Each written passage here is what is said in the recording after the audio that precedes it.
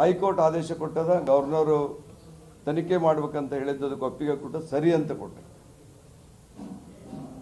ಸರಿ ಅಂತ ಕೊಟ್ಟ ಮ್ಯಾಗ ಮುಖ್ಯಮಂತ್ರಿಗಳಾಗಿರ್ತಕ್ಕಂಥ ಮಾನ್ಯ ಸಿದ್ದರಾಮಯ್ಯನವರು ತಕ್ಷಣ ರಾಜೀನಾಮೆ ಕೊಡಬೇಕಾಯ್ತು. ಅವ್ರು ಯಾಕೋ ಮಂಡತನ, ಏನೂ ತಪ್ಪು ಮಾಡಿಲ್ಲ, ನಂದದ್ರಾಗೇನು ಕೈವಾಡಿಲ್ಲ. ನಾನು ಹೇಳ್ತೀನಿ ಮಾನ್ಯ ಮುಖ್ಯಮಂತ್ರಿಗಳಿಗೆ, ನಿಮಗೆ ತಪ್ಪಿಲ್ಲ ಅಂತ ನಿಮಗೆ ಅನಿಸಿದ್ರೆ, ನಂದವ್ರಾಗ ಏನೂ ಕೈವಾಡಿಲ್ಲ ಅಂತ ನಿಮಗೆ ಅನಿಸಿದ್ರೆ ಯಾಕೆ ಹೆದರ್ತೀರಿ?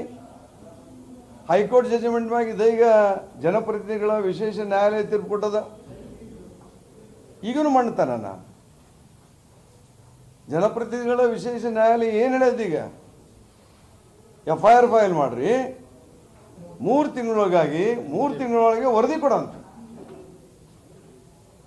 ಮತ್ತು ಈಗಾದರೂ ಸಿದ್ದರಾಮಯ್ಯ ಅವರು ಹೈಕೋರ್ಟಿಗೆ ಮಾನ್ಯತೆ ಕೊಡಲಿಲ್ಲ, ನಾನು ಇನ್ನೂ ಸುಪ್ರೀಂ ಕೋರ್ಟ್ಗೆ ಹೋಗ್ತೀನಿ, ಡಬಲ್ ಬೆಂಚ್ಗೆ ಹೋಗ್ತೀನಿ, ಏನೇನು ಹೇಳ್ತಾರೆ.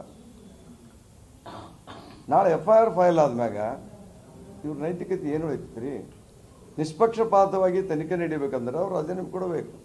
ನಂದೇನು ತಪ್ಪೇ ಇಲ್ಲ ಅಂದ್ರೆ ಈ ನೋಡಿ, ಜನಪ್ರತಿನಿಧಿಗಳ ವಿಶೇಷ ನ್ಯಾಯಾಲಯ 3 ತಿಂಗಳು ಟೈಮ್ ಕೊಟ್ಟದ, ವರದಿ ಬರ್ತದ. ನೀವೇನೂ ತಪ್ಪಿಲ್ಲ ಅಂದ್ರೆ ಬಂದು ನೀವು ಹೊಳ್ಳಿ ಮುಖ್ಯಮಂತ್ರಿ ಆಗ್ರಿ. ಅವ್ರು ಹಠಮಾರಿತಾನೆ, ಇದು ಒಳ್ಳೆಯದಲ್ಲ. ಅವರು ತಕ್ಷಣ ರಾಜೀನಾಮೆ ಕೊಡಬೇಕಂತ ನಾವು ಒತ್ತಾಯ ಮಾಡ್ತೇವೆ ಅಷ್ಟೇ. ಈ ಕೋರ್ಟ್ ಆದೇಶ 1 ಅಲ್ಲ 2 ಬಂದವು. ಕೋರ್ಟಿನ ನಿರ್ಣಯಕ್ಕೆ ನೀವು ಗೌರವ ಕೊಡೋದಿಲ್ವಾ? ಕೊಡಿ ರಾಜೀನಾಮೆ. ನಿಮ್ದೇನೂ ತಪ್ಪಿಲ್ಲ ಅಂದ್ರೆ 3 ತಿಂಗಳ ಅವಧಿ ಐತೆ, ಹೊಳ್ಳಿ ಯಾವಾಗ ಬಂದು ಮುಖ್ಯಮಂತ್ರಿ ಆಗಿ. ನಾವು ಅವ್ರ ಬಗ್ಗೆ ವಿರೋಧ ಇಲ್ಲ, ಗೌರವ ಅದ, ನಾವೆಲ್ಲಿ ಬೇಡ ಅಂತೀವಿ.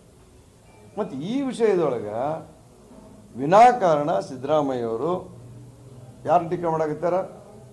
ನಮ್ಮ ದೇಶದ ನೆಚ್ಚಿನ ಪ್ರಧಾನಮಂತ್ರಿಗಳಾದ ಮೋದಿಯವರು ಟೀಕೆ ಮಾಡಾಕತ್ತಾರೆ. ಈ ನ್ಯಾಯಾಲಯಕ್ಕೆ ಮೋದಿಯವರಿಗೆ BJPಗೆ ಏನು ಸಂಬಂಧ ರೀ? ಬಹುಶಃ ಅವ್ರು ಏನು ತಿಳ್ಕೊಂಡಾರೇನ? ಮೋದಿ ಟೀಕಾ ಮಾಡಿದ್ರೆ ನಾವು ದೊಡ್ಡ ವ್ಯಕ್ತಿ ಆಗ್ತೀನಿ, ದೊಡ್ಡ ಪ್ರಚಾರ ಸಿಗ್ತದೆ ಅಂತ ತಿಳ್ಕೊಂಡಾರ ಏನು? ಬಟ್ ಅದು ಸರಿಯಾದದ್ದು ಕ್ರಮ ಅಲ್ಲದ, ಅದನ್ನು ನಿಲ್ಲಿಸ್ಬೇಕು. ಅವರು ಮಾತಾಡ್ಬಾರ್ದು ಅಲ್ಲ. ಅದೇ ಪ್ರಶ್ನೆ ಬರ್ತದ. ಅವರು ವಕೀಲರಾಗಿ ಕೆಲಸ ಮಾಡ್ಯಾರ, ಲೀಗಲ್ ನಾಲೆಜ್ ಅದ.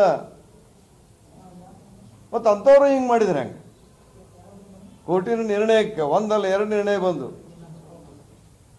ಕೊಡಬೇಕು. ಅವರು ತಪ್ಪು ಮಾಡ್ಲಿಕ್ಕೆ ಎತ್ತಿದ್ದಾರೆ, ಒಳ್ಳೆಯದಲ್ಲಿದು. ತಕ್ಷಣ ಅವರು ರಾಜೀನಾಮೆ ಕೊಡಬೇಕು ನಮ್ಮ ಒತ್ತಾಯ.